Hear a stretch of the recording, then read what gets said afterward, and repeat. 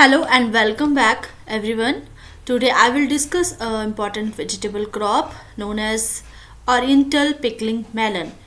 Oriental pickling melon एक exotic vegetable है, यानी कि अभी तक कमर्शियल लेवल पे इस वेजिटेबल को इतना ग्रो नहीं किया जा रहा है, बट जैसे कि मैंने बताया था कि जितने भी एक्सोटिक वेजिटेबल्स हैं उनमें ज़्यादा से ज़्यादा न्यूट्रिएंट्स का कॉम्पोजिशन पाया जाता है जो कि इंडिया के माल न्यूट्रिशन और ज़ीरो हंगर को कंप्लीट कर सकता है.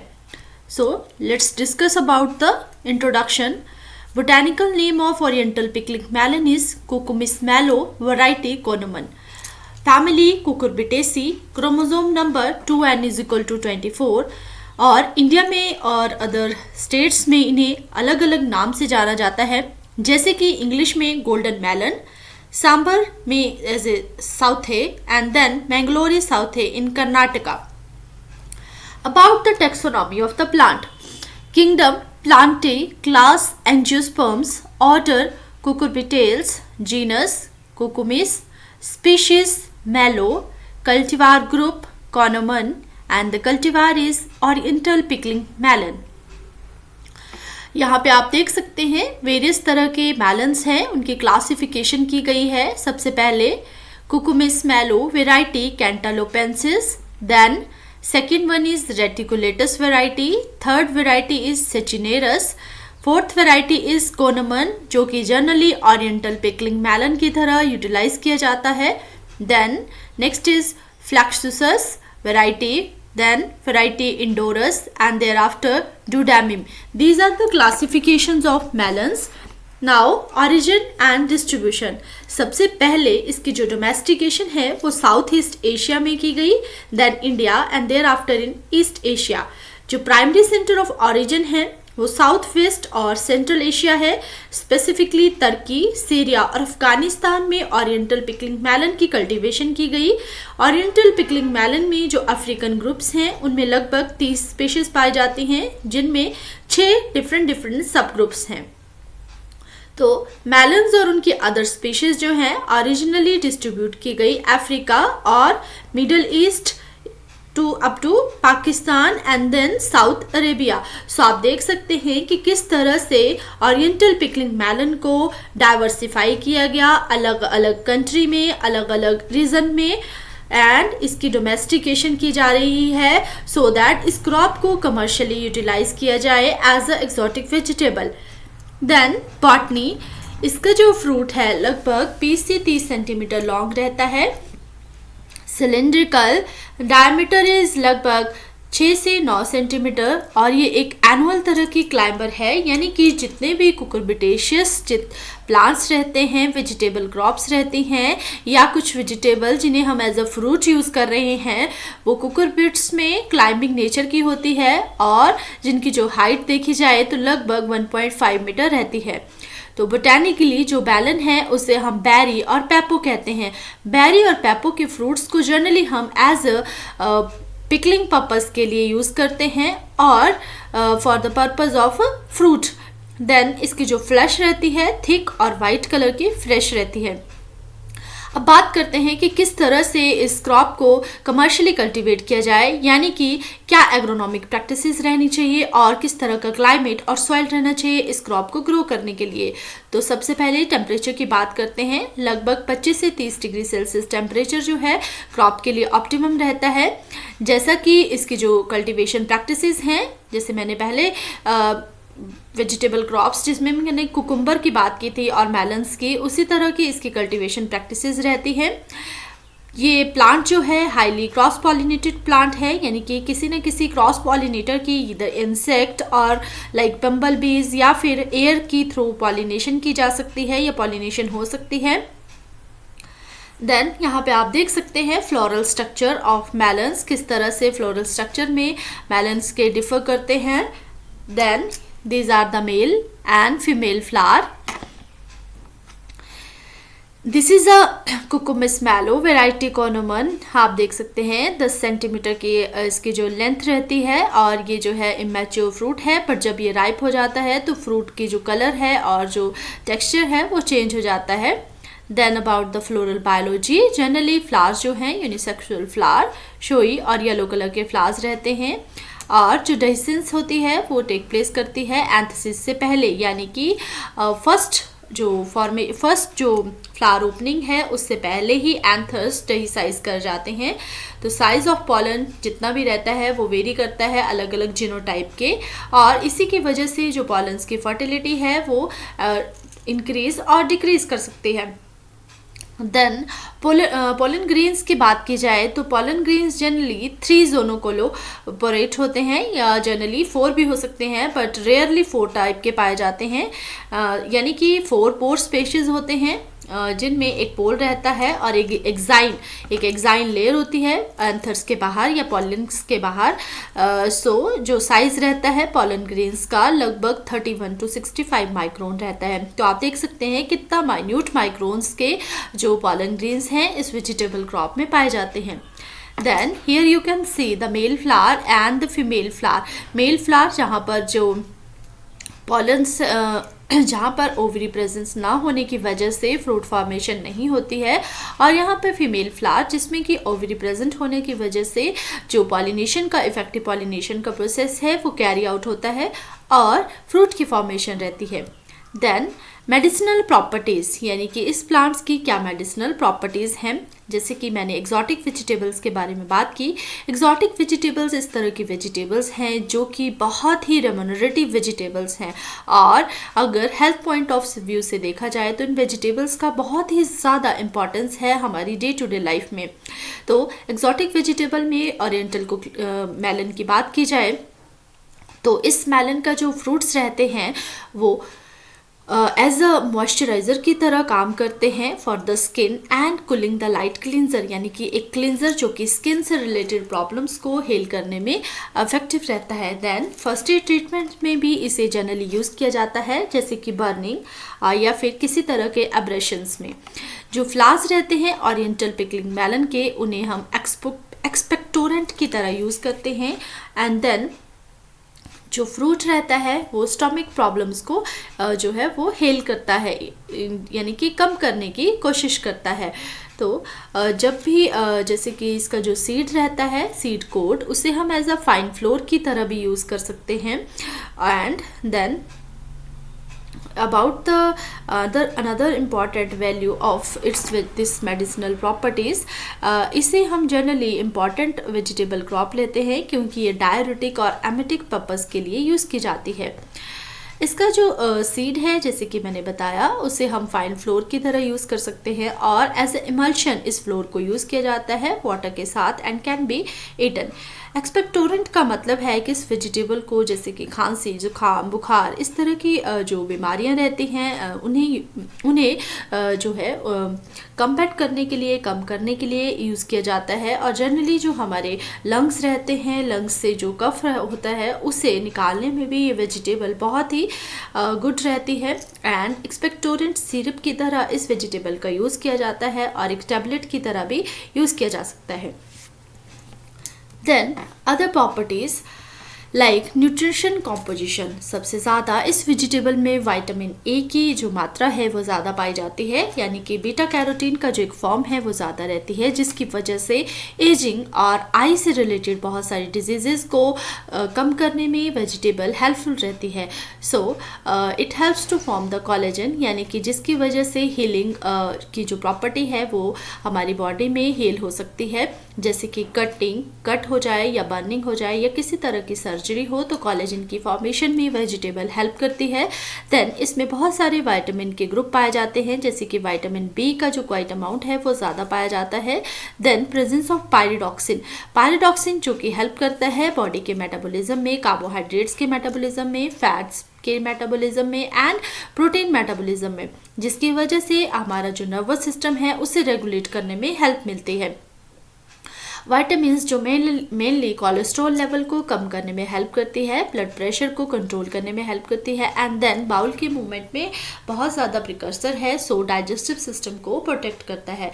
सो इस वेजिटेबल के बहुत ज़्यादा न्यूट्रिशनल और बेनिफिट इफेक्ट है regarding the health point of view, यानी कि मेडिसिनल प्रॉपर्टीज़ बहुत ज़्यादा है एंड अदर इंपॉर्टेंट यूजेस भी इस वेजिटेबल के बहुत ज़्यादा है। सो हम नेक्स्ट बात करते हैं क्लाइमेट की, यानी कि किस तरह की क्लाइमेट में इस वेजिटेबल को ग्रो किया जाना चाहिए। तो एक वार्म सीजन की क्रॉप है, यानी कि ट्रॉपिक्स और सब ट्रॉपिकल एरिया में इस वेजिटेबल को जनरली ग्रो किया जाता है। तो बात करते हैं कौन कौन से एरियाज में इस वेजिटेबल को ग्रो किया जाता है। सबसे पहले Kerala, and then vegetable can be grown in Karnataka area, and जहाँ पर राइस को समर सीजन में राइस को ग्रो किया जाता है, तो वहाँ पर मस्क मेलन की जो कल्टीवेशन है, इस तरह के मस्क मेलन की कल्टीवेशन भी, जिसे कि ओरिएंटल पिकलिंग मेलन कहा जाता है, उसे काफ़ी ज़्यादा ग्रो किया जाता है, क्योंकि वहाँ पर वार्म डेज, एक लॉन्ग पीरियड का जो वार्म डेज रहता है और ड्राई वेदर रहता है, एंड देन अबंडेंट सनशाइन जो है वो प्रॉपर मिलती है। देयर आफ्टर बात करते हैं कि इस वेजिटेबल के फ्रूट डेवलपमेंट के लिए कितना टेम्परेचर रहना चाहिए। 35 to 40 डिग्री सेल्सियस टेम्परेचर जो है फ्रूट डेवलपमेंट के लिए बहुत ही अच्छा है, और जो कि हमें सदर्न पार्ट्स या सदर्न एस्पेक्ट्स में, इंडिया के सदर्न एस्पेक्ट्स में ज़्यादातर पाया जाता है। और ये वेजिटेबल जो है फ्रॉस्ट को लेके बहुत ही ससेप्टेबल है, यानी कि फ्रॉस्ट फ्री एरिया होना चाहिए जब भी इस वेजिटेबल को कल्टिवेशन में किया जाए। Then this is the variety of Saubhagya, variety of oriental pickling melon. तो आप देख सकते हैं कि इस वैरायटी का जो कलर है वो कैरोटीन के कलर की तरह है, यानी कि ये वैरायटी जो है ऑरेंज कलर की है, और इसमें बीटा कैरोटीन का कंटेंट ज़्यादा पाया जाता है, जो कि विटामिन ए की डेफिशिएंसी को कम करने में हमारी मदद करता है। देन अबाउट द ग्रोथ जो है ऑप्टिमम ग्रोथ 25 से 30 डिग्री सेल्सियस पर देखी जा सकती है, और जो ग्रोथ है लगभग 13 डिग्री सेल्सियस से अगर टेम्परेचर लो जा रहा है तो ग्रोथ बिल्कुल स्टंटेड हो जाती है वाइन्स की। Then about the soils, vegetable जो है प्रेफरली लोमी सॉइल्स में ग्रो की जाती हैं, जो कि ऑर्गेनिक मैटर में रिच रहती हैं, और आइडियल पीएच लगभग 6 से 6.7 तक रहती है। वेजिटेबल को जनरली अवॉइड किया जाता है, किसी भी शेडी कंडीशंस में ग्रो ना किया जाए, और मॉइस्ट सॉइल्स को ही प्रेफर किया जाता है। इसीलिए राइस के साथ इस वेजिटेबल को प्रेफरली ग्रो किया जाता है in the Kerala state, so that कि इसको प्रॉपर ह्यूमिडिटी मिल सके और एक फ्रॉस्ट फ्री कंडीशंस को प्रोवाइड किया जा सके। Then about the importance and other uses, यानी कि इस वेजिटेबल को किस तरह से कंज्यूम किया जाता है। तो सबसे पहले रॉ और कुक्ड फॉर्म में यूज़ किया जाता है। जितने भी मैच्योर और इमेच्योर फ्रूट्स रहते हैं उन्हें पिकल पर्पज से, या फिर स्वीट पिकल या फिर सॉर पिकल पर्पज से बनाने के लिए यूज़ किया जाता है। Then about the in the raw form में वेजिटेबल को जनरली सैलेड और सूप में यूज़ किया जाता है by using that properly chopping of this vegetable. Then इसके जो सीड्स रहते हैं, सीड्स में एक नटी फ्लेवर पाया जाता है, यानी कि जो फ्लेवर है वो ऑयल्स की वजह से रहता है, एंड इसका जो सीड रहता है उसमें फाइब्रस सीड कोट रहती है, सो दैट को जो सीड का जो फ्लेवर है वो इसमें मेंटेन हो सके।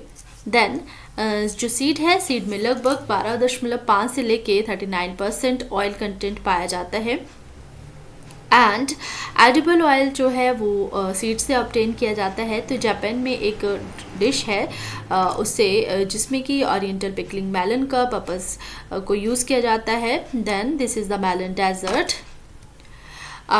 नेक्स्ट अबाउट द वेराइटीज, सबसे पहले variety Arunima, then Saubhagya, then Mudikode local. Arunima जो कि लार्ज सिलिंड्रिकल फ्रूट्स रहते हैं इस वैरायटी के, और जनरली ब्राइट ग्रीन से लेके क्रीम स्पॉट्स पाए जाते हैं टेंडर स्टेज में, and attractive orange yellow colour की वैरायटी है राइपनिंग स्टेजेस पे।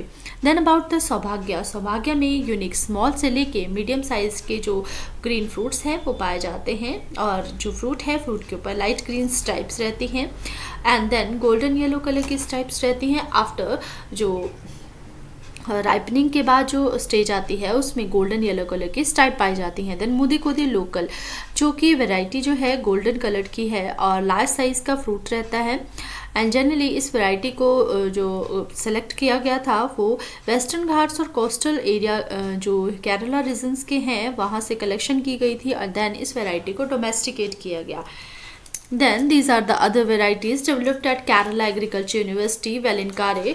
तो varieties हैं और उनके कुछ features हैं, जैसे कि सौभाग्य की फ्रूट लेंथ लगभग 18 से 23 सेंटीमीटर रहती है, and fruit length of Arunima की फ्रूट लेंथ लगभग 33.5 सेंटीमीटर तक पाई जाती है, एंड मुदिकोदे लोकल की वैरायटी की जो फ्रूट लेंथ है वो 27 से 35 सेंटीमीटर रहती है। Then about the fruit weight जो है वो लगभग 900 से 1400 ग्राम पाया जाता है सौभाग्य का and 2.3 kg Arunima and Mudicode local to 1.8 to 2.5 kg। Productivity लगभग सौभाग्य की जो है वो कम है as compare to Mudicode local and Arunima जो कि 17.1 टन पर हेक्टेयर है एंड अरुणिमा की 27 ton per hectare and then मोदीकोदे local की 30 टन पर हेक्टेयर। यहाँ पर कुछ हाइब्रिड्स बताए गए हैं जैसे कि hybrid golden sweet.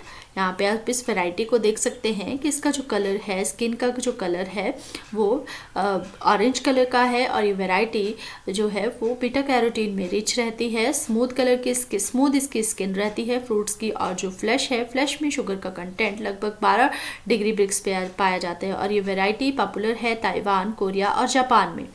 Then hybrid Z king इस तरह की वैरायटी रहती है, यानी कि ये वैरायटी गार्डन्स में और फ्रेश फ्रूट मार्केट्स में ज़्यादातर पाई जाती है। लाइट ग्रीन कलर की स्किन रहती है और जो फ्लैश है वो लगभग क्रिस्पी और स्वीट रहती है। Then about the hybrid wonderful number 1। सो एक हाइब्रिड है जो डेवलप किया गया साउथ कोरिया में एक सीड कंपनी के द्वारा, जिसकी जो फ्रूट्स रहते हैं वो येलो कलर के फ्रूट्स रहते हैं और स्किन क्रिस्पी एंड आप यहाँ देख सकते हैं वाइट कलर की फ्लैश है जो कि बहुत ही डिलीशियस और स्वीट वैरायटी है, हाइब्रिड है। Then about the planting and propagation, यानी कि किस तरह से इस वैरायटी की प्लांटिंग और प्रोपोगेशन की जाए। तो सबसे पहले जो आइडियल सीज़न है ओरिएंटल पिकलिंग मैनल के लिए वो जनवरी से मार्च एंड सितंबर टू दिसंबर है। और जैसे कि मैंने बताया कि रिच और वेल ड्रेन मॉइस्चर चाहिए होता है इस क्रॉप को ग्रो करने के लिए और एक सनी पोजीशन चाहिए होती है। तो लगभग जो पिट्स है, पिट्स को 60 सेंटीमीटर डायमीटर का पिट बनाएंगे जिसके लगभग जो डेप्थ रहेगी 30 to 45 सेंटीमीटर और spacing 2 metre by 1.5 metre. Propagation generally seed के द्वारा की जाती है। यहाँ पे आप देख सकते हैं कि सीड की सोइंग किस तरह से की जाती है और इस तरह की इसकी सीडलिंग्स रहती हैं। देन सीडलिंग्स को सेल पर्पज से अलग अलग पॉट्स में सेल किया जाता है and then this is the overall field view of oriental pickling melon. Then these are the growing ends of this vine and how you can see how the training and other stem pruning purpose of this melon can be utilized for the cultivation practices. Then अगर seed से sowing की जा रही है तो 0.2% पेविस्टिन के solution के साथ सीड को सोक किया जाएगा लगभग 2 घंटे के लिए so that soil born fungus को अवॉइड किया जा सके। अगर सीड से सोइंग कर रहे हैं तो डीपर सोइंग को हम अवॉइड करेंगे क्योंकि अगर हम डीप सोइंग कर रहे हैं तो जर्मिनेशन में डिले हो सकता है। अगर प्रॉपर सोइंग डेप्थ इस सीड की जा रही है देन जो सोइंग है यानी कि सीड की जो जर्मिनेशन है वो लगभग 4 से 5 दिनों में पॉसिबल है। इसके लिए वही जो क्लाइमेटिक कंडीशंस हैं और जो सीड सोइंग का जो प्रोसीजर है वो अदर कुकुड बिट्स के लिए जिस तरह से रहता है वैसा ही ओरिएंटल पिकलिंग मेलन के लिए है। जितने भी आप अनहेल्दी प्लांट्स देखेंगे उन्हें रिमूव कर देंगे 2 वीक्स के बाद सो दैट ओनली 3 प्लांट्स को रिटेन कर सके एक पिट में। Then this is the nutrient management technique, यानी कि एप्लीकेशन ऑफ FYM जो कि 20 to 25 टन पर हेक्टेयर है और बेसल डोज लगभग half dose of nitrogen eight the rate of 35 kg, full dose of phosphorus 25 kg and potassium eight the rate of 25 kg apply करेंगे। जितनी भी remaining nitrogen की doses होंगी उन्हें 2 equal split doses में सप्लाई करेंगे। पहली डोज जो है वाइनिंग के स्टेज पे अप्लाई करेंगे यानी कि जब वाइन की फॉर्मेशन होगी और जो सेकेंड डोज रहेगी नाइट्रोजन की वो फुल ब्लूमिंग जो स्टेज रहेगी उसमें अप्लाई करेंगे। देन इरिगेशन रिक्वायरमेंट, जैसे कि मैंने बताया कि इस क्रॉप के लिए जो प्रॉपर इरिगेशन होना बहुत ही ज़रूरी है और सॉइल जो है वो मॉइस्ट रहनी चाहिए। तो लगभग इरिगेशन करते रहना है 3 से 4 दिन के इंटरवल में सो दैट प्रॉपर प्लांट की ग्रोथ हो सके। और अगर सनी डेज हैं तो अल्टरनेट डेज में इरिगेशन जो है वो इम्पॉर्टेंट रहेगी। दूसरा, फ्लावरिंग और फ्रूटिंग के समय अल्टरनेट इरिगेशन या अल्टरनेट डेज में इरिगेशन को किया जाए एंड जनरली फोरो इरिगेशन को ही आइडियल मेथड ऑफ इरिगेशन माना जाता है इसके कल्टिवेशन के लिए। Then about the interculture operation, interculture operations में ट्रेनिंग और प्रूनिंग का बहुत इंपॉर्टेंट रोल है, क्योंकि जो फील्ड ग्रोन मेलन्स हैं उन्हें फ्रीली ग्राउंड पे जो है वो फ्रीली ग्रो किया जाता है, बट सम ट्रेलिंग कुकुम्बर्स और मेलन्स रहते हैं जिन्हें कि रोड ट्रालिसिस, पंडाल्स और आबर सिस्टम ऑफ ट्रेनिंग के ऊपर ट्रेन किया जाता है। तो इस तरह की ट्रेनिंग सिस्टम में वर्टिकल सपोर्ट रहती है, हॉरिजॉन्टल वायर्स रहती हैं 2 लाइंस में, जिसके ऊपर स्ट्रिंग्स को सस्पेंड किया जाता है एंड देन उसकी हेल्प से प्लांट्स को टॉप ऑफ द ट्रेलिस पे ट्रेन किया जाता है। Then here you can see the different methods of training in oriental pickling melon. Then about the pruning, pruning जो है बहुत ही इंपॉर्टेंट एस्पेक्ट है किसी भी क्रॉप में प्रॉपर एरिएशन के लिए, प्रॉपर सनलाइट को अटेन करने के लिए, सो दैट जितने भी लेटरल ब्रांचेस रहते हैं उन्हें रिमूव करेंगे एंड जितने भी रनर रहते हैं वो टॉप ऑफ द ट्रेलिस पे रीच कर सकें। देन ओनली 4 से 6 लेटरल को ही हम वाइन के ऊपर मेंटेन करेंगे और जो मेन रनर होगा जिसमें कि अर्ली क्रॉपिंग इंड्यूस रहेगी उसे हम कट कर देंगे। Then we will go for the removal of lateral branches firstly 10 nodes के ऊपर, so that कि एक पॉजिटिव और इफेक्टिव यील्ड को अटेन किया जा सके। वीडिंग सेकेंड इंपॉर्टेंट ऑपरेशन है इंटरकल्चर ऑपरेशन। वीडिंग, तो वीडिंग के लिए मल्च को यूज़ किया जा सकता है क्योंकि मल्च जो है प्रॉपर मॉइस्चर को रिटेन करके रखेगा, या फिर हैंड वीडिंग और रेकिंग भी की जा सकती है। And then earthing up of soil is very important for the interculture operation. Hand weeding essential method है, बट मल्चिंग जो है मोस्ट कॉमनली यूज़ की जा रही है आज के टाइम में ओरिएंटल पिकलिंग मेलन के लिए by the commercial farmers. About the harvesting, यानी कि कौन सी स्टेज पे इस क्रॉप को हार्वेस्ट किया जाए, तो ओरिएंटल पिकलिंग मेलन जो कि जनरली हार्वेस्ट किए जाते हैं इमेच्योर स्टेज पे। अगर इमेच्योर स्टेज पे हम हार्वेस्ट कर रहे हैं तो इस क्रॉप को वेजिटेबल पर्पस के लिए यूज़ किया जाएगा। If we are going to harvest the crop at a fully mature stage, यानी कि जब पूरी तरह से जो फ्रूट है वो पक गया है, तब हम इस क्रॉप को फ्रूट पर्पस से यूज़ करेंगे। जितने भी फ्रूट्स रहेंगे उन्हें हम हैंड से ट्विस्ट करेंगे and then we will snap off the vines so that कि कोई भी डैमेज ना हो वाइन को जब भी हम पुल कर रहे हैं। फ्रेश मार्केट के लिए अगर हार्वेस्टिंग की जा रही है तो डेली और ऑल्टरनेट डेज में की जाएगी, और जो यील्ड रहती है लगभग 10 से 15 टन पर हेक्टेयर है ओरिएंटल पिकलिंग मेलन की। सो ये बहुत ही प्रॉपर स्टेज है, एक बहुत अच्छी प्रॉपर स्टेज है हार्वेस्टिंग की for the melon. Then about the post harvest management, post harvest management के लिए सबसे पहले वॉशिंग और क्लीनिंग का इंपॉर्टेंट रोल रहता है, सो दैट कि जितने भी उसके ऊपर डस्ट है या फिर कोई भी इंसेक्ट पेस्ट अटैच है उसे रिमूव किया जा सके। Then we will go for the sorting. Sorting का मतलब है कि उन प्लांट को उन जो फ्रूट्स हैं उन्हें शॉर्ट किए जाए according to their shape, size and colour. Then avoid करेंगे ब्रूजिंग और क्रूसिंग सो दैट कि इसकी जो क्वालिटी है उसे मेंटेन किया जा सके। देन जो ऑप्टिमम टेम्परेचर है स्टोरेज के लिए वो लगभग 10 से 12 डिग्री सेल्सियस रहना चाहिए along with 95% of relative humidity. अगर इन सूटेबल कंडीशंस में फ्रूट्स को हम स्टोर कर रहे हैं तो लगभग फ्रूट्स को 10 से 14 दिन के लिए स्टोर किया जा सकता है। Then about the picture showing the cutting of the fruits, जो कि बिल्कुल जो फ्रूट स्टेज पे हार्वेस्ट करने के लिए जो फ्रूट है उसे हार्वेस्ट किया गया है और ईटिंग पर्पज से है। Then about the seed production, जैसे कि क्रॉस पॉलिनेटेड क्रॉप है तो फाउंडेशन सीड के लिए 800 मीटर का पॉलिनेशन आइसोलेशन डिस्टेंस जिसे कहते हैं, और सर्टिफाइड सीड के लिए 400 मीटर का आइसोलेशन डिस्टेंस मेंटेन करना बहुत ही ज़रूरी है सीड प्रोडक्शन के लिए। Then these are the seeds of oriental pickling melon.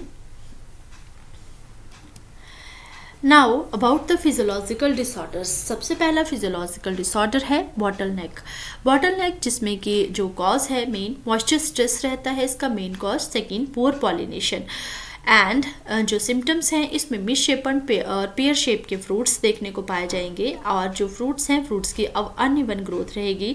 Generally crook नेक की फॉर्मेशन होगी at the point of attachment of the fruit. इस तरह से जो आप देख सकते हैं ये आपको खीरे में दिखाया गया है कि किस तरह से इसके जो फ्रूट्स रहते हैं उनकी क्रूक नेक हो गई है। तो इसी तरह से ओरिएंटल पिकलिंग मेलन में भी इस तरह की ग्रोथ देखने को पाई जाती है। Then about the diseases and other management practices, सबसे इम्पॉर्टेंट डिजीज़ है डाउनी मिल्ड्यू। डाउनी मिल्ड्यू का जो कॉजल ऑर्गेनिज्म है वो है स्यूडोमोनास्पोरा कुबेंसिस। जनरली जो सिम्टम्स हैं आप देख सकते हैं लीफ के ऊपर वाले हिस्से पे पाए जाते हैं और येलो कलर के स्पॉट्स रहते हैं और इन स्पॉट्स के ऊपर फंगल स्पॉट्स रहते हैं और लोअर लीव्स के जो लीफ है वहाँ पर पर्पल कलर की जो कॉलोनीज पाई जाती हैं वो फंगस की ग्रोथ रहती है, यानी कि फंगस जो है वो lower side of the leaf survive करती हैं। देन कंट्रोल किया जाए complete removal and destruction of the affected leaves so that 10% Neem solution का स्प्रे करके भी इस क्रॉप की जो डिजीज़ है जिसे कि डाउनी मिल्ड्यू कहा जा रहा है उससे कंट्रोल कर सकते हैं। Then about the powdery mildew, powdery mildew जो है वो इरिसिफी चिकोरिसिडम से रहती है, यानी कि इस कॉजल ऑर्गेनिजम्स रहता है। जन डिजीज़ में जनरली स्मॉल और राउंड कलर के जो स्पॉट्स पाए जाते हैं जो कि वाइट कलर के स्पॉट्स आप देख सकते हैं लीफ के ऊपर एंड इसमें जितने भी कुकुरबिट्स क्रॉप्स हैं उनमें सल्फर कंटेनिंग फंजीसाइड्स का यूज़ नहीं किया जाता for the purpose of powdery mildew control. इसलिए इस क्रॉप में डाइनोकैप जो कि 0.05% के रूप में यूज़ की जाती है to control the powdery mildew. Then about the mosaic, cucumber mosaic virus जो कि एक इम्पॉर्टेंट वायरल डिजीज़ है जिसमें कि आप देख सकते हैं वेंस की क्लियरिंग हो गई है और क्लोरोसिस पाई जाती है लीव्स के ऊपर। जो प्लांट की ग्रोथ है या लीफ की ग्रोथ है वो बिल्कुल अर्ली स्टेजेस में स्टंट हो जाएगी जिसकी वजह से इल्ट हम ज़्यादा से ज़्यादा इल्ट प्लांट की फैच नहीं कर पाएंगे।